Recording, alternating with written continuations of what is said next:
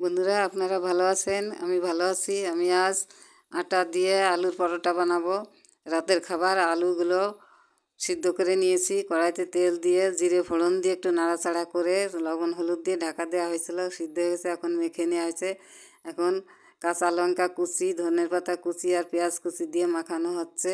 সুন্দর করে মাখানো হয়েছে। একটু লবণ দেওয়া হলো, আগে সিদ্ধতে লবণ দেওয়া হয়েছে। আর এখন লঙ্কার গুঁড়ি দিয়ে ভালো করে মাখানো হচ্ছে। মাখানোটা কী সুন্দর হয়েছে, এটাও খেতে ইচ্ছে করে দেখলে। আর আটা অনেক আগে মেখে রেখেছিলাম, এটা এখন একটুখানি বেলে পুর দিয়ে পরোটা তৈরি হচ্ছে।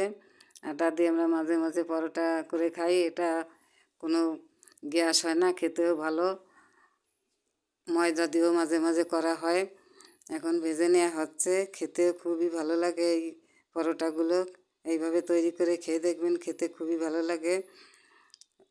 এখন দেখতেও কি সুন্দর। আমার এই ভিডিওটা ভালো লাগলে সাবস্ক্রাইব করবেন, লাইকের মাধ্যমে কমেন্ট করবেন। ভালো থাকবেন, সুস্থ থাকবেন।